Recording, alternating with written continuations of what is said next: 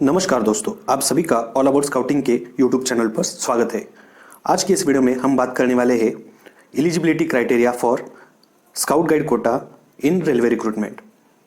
तो चलिए वीडियो शुरू करते हैं। तो आज की इस वीडियो में हम देखने वाले हैं जो scout guide quota railway recruitment की एग्ज़ाम होती है उसमें जो क्राइटेरिया यानी पात्रता के निकष कौन से हैं वो हम इस वीडियो में जानेंगे।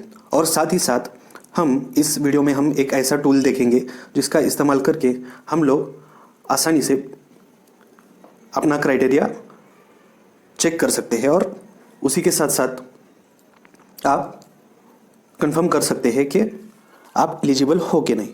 तो चलिए वीडियो शुरू करते हैं। इसके लिए सबसे पहले आपको आना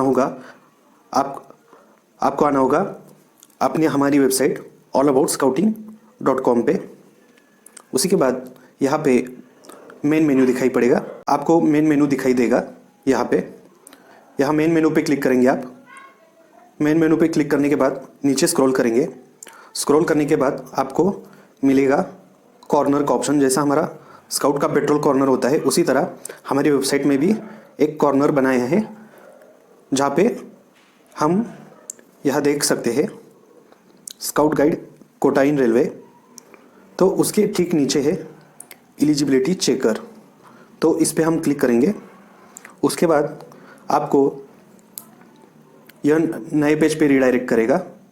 यहाँ पे स्क्रॉल करने के बाद नीचे आप देख सकते हैं यहाँ पे मैंने लिखा है scout guide quota railway recruitment eligibility checker. तो नीचे स्क्रॉल करेंगे, यहाँ पे आप देख सकते हो यहाँ पे है वो हमारा टूल जिसका इस्तेमाल करके हम अपनी पात्रता योग्यता चेक कर सकते हैं। तो सबसे पहले है which post you want to apply for.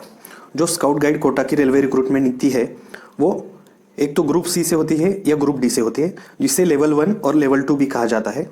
ये भी आपका डाउट होगा जब आप कभी भी रेलवे का नोटिफिकेशन देखेंगे तो कुछ आरआरबीज में ये सिर्फ लेवल 1 लेवल 2 दिया होता है, तो और कुछ नोटिफिकेशंस में ग्रुप सी या ग्रुप डी ऐसा लिखा हुआ होता है। तो यहाँ पे मैंने आपका पूरा ही कंफ्यूजन मिटा दिया है ताकि आपको फॉर्म भरते वक्त अगर आप चेक करेंगे तो आपको समझने में आसानी होगी। तो यहाँ पे मैं सिलेक्ट करता हूँ अभी इनमें से कौन सा भी एक ऑप्शन मैं चूज़ करता हूँ, ग्रुप सी। उसके बाद नेक्स्ट करता हूँ। नेक्स्ट करने के बाद यहाँ नेक्स्ट ऑप्शन खुल जाएगा। यहाँ पे पूछी जा रही है आपकी कैटेगरी।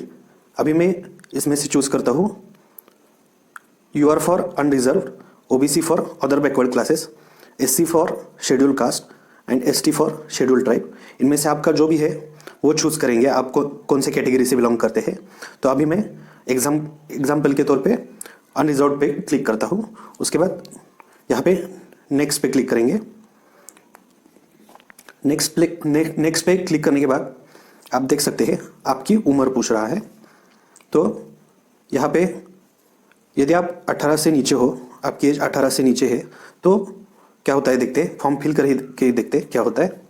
तो ये देखिए आप 18 से नीचे एलिजिबल ही नहीं हो फॉर्म भरने के लिए, आपकी एज 18 से ज़्यादा होनी चाहिए। तो मैं बैक चलता हूँ और यहाँ पे और एक ऑप्शन है 31 साल या ज़्यादा। तो इस पर भी हम क्लिक करके देखते हैं क्या होता है। तो देखिए आपकी मैक्सिमम एज भी 31 से ज़्यादा नहीं होनी चाहिए, आप एलिजिबल नहीं हो। फिर बैक चलते हैं हम। ये मैं आपको इसीलिए दिखा रहा हूँ कि आपको पता चले कि एलिजिबिलिटी क्राइटेरिया क्या है। बाद में आप यहाँ आसानी से आप चेक कर सकेंगे, लेकिन आपको पता भी होना चाहिए, तो इसी वजह से मैं आपको बता रहा हूँ। तो अभी सिर्फ आपकी एज 18 से 30 के बीच में है तो ही आप अप्लाई कर सकेंगे। तो मैं यहाँ पे सिलेक्ट करता हूँ और नेक्स्ट बोलता हूँ। लेकिन और एक बात बताना चाहता हूँ, ये जो एज है वो है, यहाँ देख सकते हो आप, अनरिजर्व कैटेगरी का, यानी कि ओपन का एज है। अगर आप बैक जाओगे और यहाँ पे एससी या एसटी सिलेक्ट करोगे तो यहाँ पे आपको ऑप्शन मिलेंगे। इसमें आप देख सकते हैं एससी की जो एज लिमिट है वो है 36, मैक्सिमम 36 ईयर्स तक आप अप्लाई कर सकेंगे। तो मैं फ़िलहाल चूज़ करता हूँ 30। उसके बाद ये देखिए आप, ये एससी एसटी की थी और ओबीसी की भी हम देख लेते हैं साथ ही में। ये नेक्स्ट कर देता हूँ मैं। ये देखिए ओबीसी को भी 34, मैक्सिमम 33 है। अगर आप 34 और उससे ज़्यादा हो तो आप एलिजिबल नहीं हो।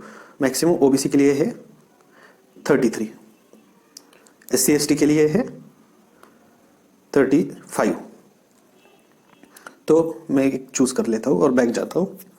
अब मैं यूआर पे क्लिक करता हूँ और नेक्स्ट कर देता हूँ। उसके बाद यहाँ 1818 से 30 के बीच में सिलेक्ट करता हूँ और नेक्स्ट करता हूँ। नेक्स्ट करने के बाद आपको पूछा जाता है, हैव यू पास 10th और एसएससी और equivalent ITI with minimum 50% marks. इसका मतलब है क्या आपने 10वीं या एसएससी लेवल की एग्ज़ाम या उसी के समान कंसीडर किया जाने वाला आईटीआई का कोर्स पास किया है क्या, और उसमें आपको इन तीनों में से कौन से भी में भी आपको कम से कम 50% मार्क्स आने चाहिए। यानी कि 10वीं में आपको कम से कम 50% मिलने चाहिए। तो यहाँ पे यदि मैं नो पे क्लिक करता हूँ तो मैं ये देखिए मैं एलिजिबल नहीं हूँ। अब मैं बैक जाता हूँ, जो कि अभी मैं तो 10 पास हूँ, तो मैं यस पे क्लिक कर देता हूँ और नेक्स्ट। उसके बाद यहाँ पे देखिए which section you belongs to. यहाँ पे नीचे ऑप्शन देख सकते हो आप, president scout, president guide, president rover, president ranger, और नीचे है और Himalaya wood badge in any section. तो यदि आप प्रेसिडेंट स्काउट या प्रेसिडेंट गाइड या प्रेसिडेंट रोवर या रेंजर रह चुके हो तो आप एलिजिबल हो अप्लाई करने के लिए। तो मैं अभी यहाँ पे एक ऑप्शन चूज़ कर लेता हूँ। फॉर एग्जांपल मैं चूज़ कर लेता हूँ हिमालय वुड बैच, जो अडल्ट लीडर्स के लिए है, वो मैं चूज़ कर लेता हूँ और नेक्स्ट पे क्लिक करता हूँ। यहाँ पे देखिए नेक्स्ट क्वेश्चन है एक्टिवनेस इन स्काउट मूवमेंट। नेक्स्ट क्राइटेरिया है कि आपको इस स्काउट मूवमेंट में कम से कम 5 साल या उससे ज़्यादा एक्टिव रहना है। नहीं तो आप रजिस्टर करेंगे और 5 साल बाद आएंगे और मेरा उस वक्त रजिस्ट्रेशन था, तो नहीं, ये नहीं है। आपका रजिस्ट्रेशन हर साल होना चाहिए और ये जो प्रोसेस डिज़ाइन किया है वो एक कंटिन्यूस प्रोसेस है। जब आपके पास 5 साल पूरे होंगे ना, तो उसी के साथ साथ ही आपका एक तो राष्ट्रपति या वुड बैच भी होगा, और जो कैंप्स के सर्टिफिकेट है, जो नेशनल लेवल, स्टेट लेवल जो क्राइटेरिया है, वो भी आपके साथ ही साथ पूरे हो जाते हैं। यानी कि आपको इस रिक्रूटमेंट के लिए एलिजिबल होने के लिए कम से कम 5 साल स्काउट एक्टिविटीज़ में एक्टिवली पार्टिसिपेट करना है। तो अभी मैं चूज़ करता हूँ 5 इयर्स और मोर। उसके बाद मैं नेक्स्ट कर देता हूँ। अब यहाँ पे देख सकते हो आप, how many national level events you attended before. तो इसका अर्थ है कि आपने स्काउट के कौन से राष्ट्रीय स्तर के कार्यक्रम में भाग लिया है या कैंप्स में, जो कैंप्स होते हैं उसमें भाग लिया है।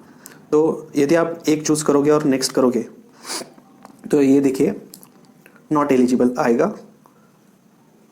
मैं फिर पीछे जाता हूँ और यहाँ पे आपको एग्ज़ाम को बैठने का क्राइटेरिया है मिनिमम 2 होने चाहिए, और मिनिमम 2 और मैक्सिमम कितने भी हो सकते हैं। तो आपको कम से कम 2 होने चाहिए आपके पास नेशनल लेवल के इवेंट्स के सर्टिफिकेट। तो अभी मैं 2 चूज़ कर लेता हूँ और नेक्स्ट आगे बढ़ते हैं। तो अब ये पूछ रहा है स्टेट इवेंट्स के बारे में, how many state level events you attended before. यहाँ पर भी सिमिलरली अगर मैं एक पे क्लिक करूँगा तो मैं एलिजिबल नहीं हूँ railway recruitment scout guide quota exam के लिए। यहाँ पे भी मुझे कम से कम 2 सर्टिफिकेट्स लगने ही लगने हैं, और ज़्यादा से ज़्यादा कितने भी चाहिए, लेकिन कम से कम आपके पास 2 स्टेट लेवल इवेंट के सर्टिफिकेट्स होने चाहिए। तो अभी मैं कम से कम क्राइटेरिया क्या है 2, तो मैं 2 सिलेक्ट कर लेता हूँ और नेक्स्ट कर देता हूँ।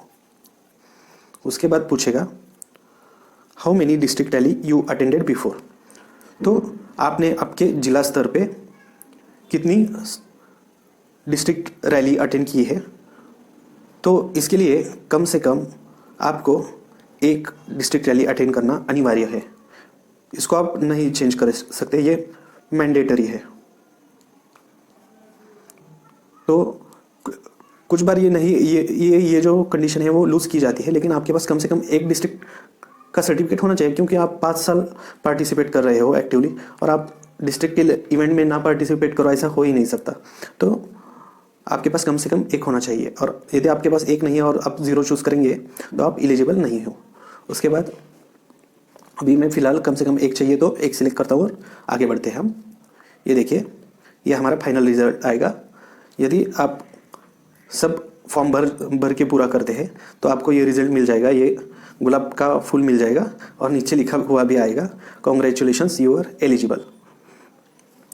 तो ऐसे आप, और यहाँ पे नीचे और यहाँ पे सबमिट भी कर सकते हैं आप, मेल आईडी वगैरह कुछ नहीं मांगेगा। तो इसी तरह से आप चेक कर सकते हैं कि आप scout guide quota railway recruitment के लिए एलिजिबल है या नहीं। साथ ही साथ ये जो आपने देखा होगा, ये प्रोसीजर बहुत लंबा है, जो क्राइटेरिया है बहुत सारे हैं, लेकिन जब आप 5 साल एक्टिव रहते हो तो आपके ये सारे सर्टिफिकेट और जो कैंप्स है वो पूरे होने ही होने हैं उसी 5 साल में। इस वीडियो का और एक डिस्क्लेमर भी है कि ये जो एलिजिबिलिटी चेकर बनाया गया है वो common conditions, common multiple notifications देख के ये एलिजिबिलिटी चेकर बनाया है। आप जब भी आरआरबी का नोटिफिकेशन आता है स्काउट गाइड कोटा के लिए तो उसको फॉलो कीजिए, और उसमें जो भी नॉर्म्स होंगे वो आपको पूरे करने होंगे। आप इस एलिजिबिलिटी चेकर के ऊपर रिलाई नहीं कर सकते। यदि आपको कोई इसकी वजह से नुकसान होता है तो ऑल अबाउट स्काउटिंग जिम्मेदार नहीं होगा।